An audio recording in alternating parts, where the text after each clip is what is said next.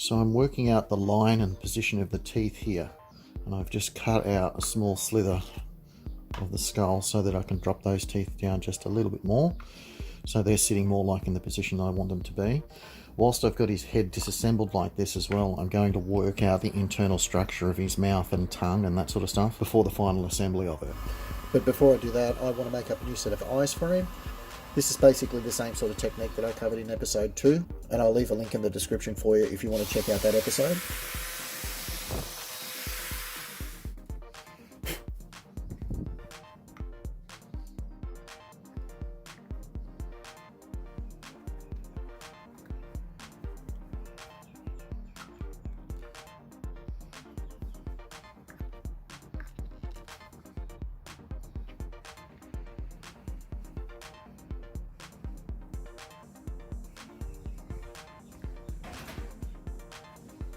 What I'm doing here is basically cutting and adjusting and making sure that everything fits properly.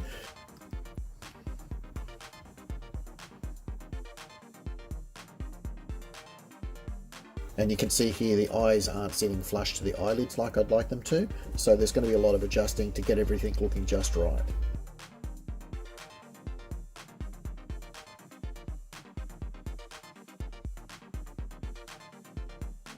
I'm using an unused blank piece of one of the eyes that I made up, and I'm just holding it in place behind the eye socket.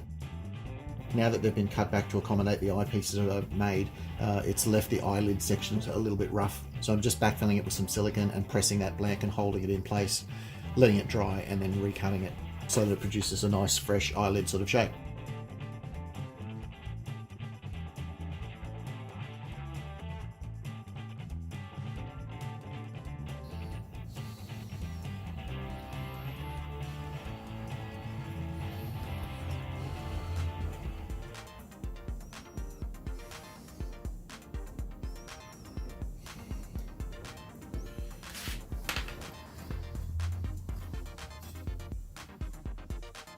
Now that I've got the eyes done, I'm going to start working on refining the mouth and just increasing those details around the lip line and building up the interior of the mouth and the gums and all that sort of thing.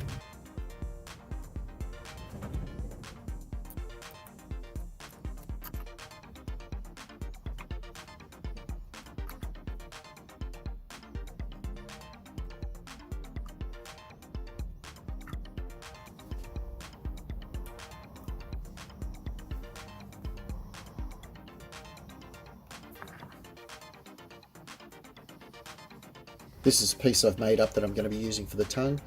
I've already added tint to colour this one up to get it pretty close to the colour that I want to use for the inside of the mouth. I've coloured this one a little bit differently, so it's not quite as pink or red as what I'm going to be using for the rest of the mouth. And it's been tinted to be more of a solid looking colour.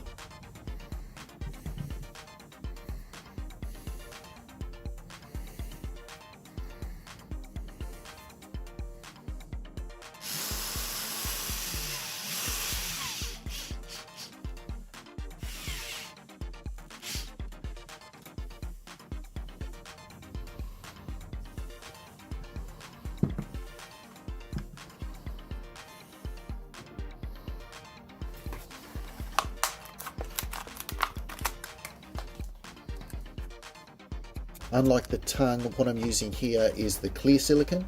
This makes for a more opaque colour and you can sort of see the structure underneath. And that means it can overlap around the base of the teeth a little bit and you can sort of see the teeth through it as well. I can also smear it across the tongue a little bit, which adjusts the colour a little bit, but also leaves it looking really wet and glossy.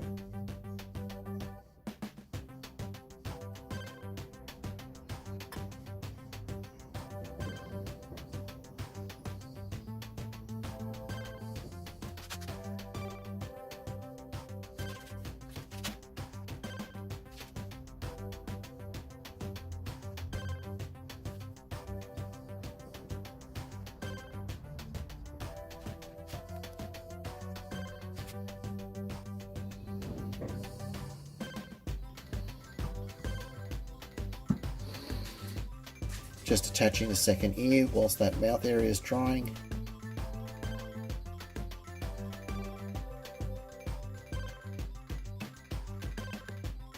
As you can see here, I've removed the lower jaw as well to make things a little easier to hang on to.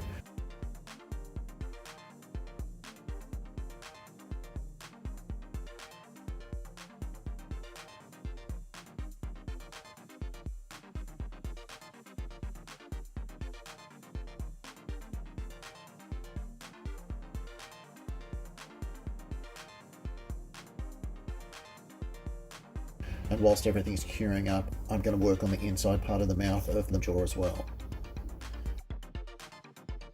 I'm just making up a new skin piece to fill in that area a bit more and sit below where the tongue is.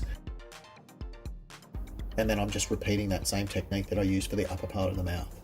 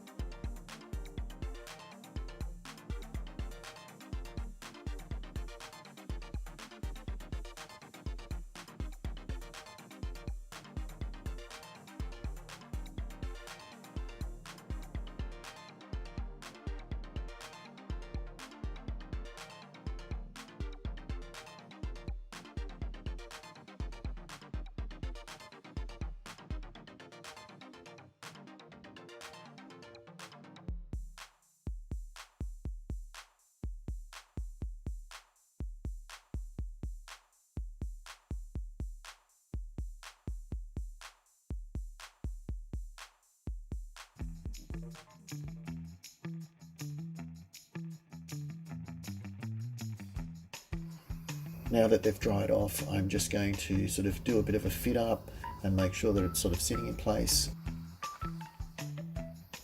And then I'm just using some screws to sort of temporarily hold everything in place so that I can work out the final elements for the inside of the mouth and work out those skin details on the lower part, on the underside of his jaw.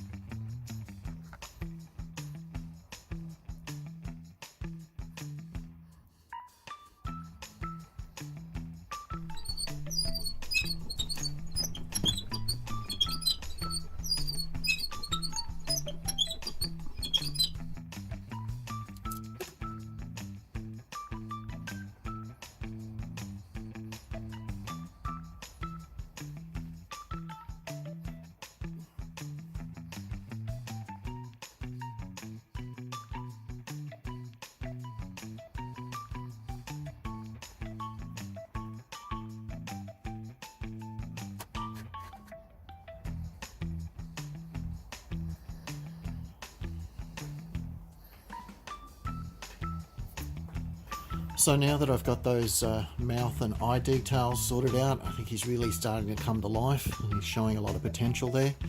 There's a few other things that I want to do as far as his mouth's concerned. I want to add some webbing in the corner of his mouth on both sides, and I want to yellow his teeth a bit more than that.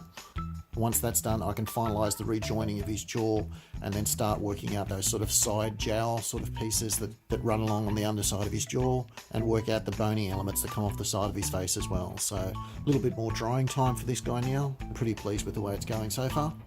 But anyway guys, that'll be the update for this time. Thanks for watching. Talk to you next time.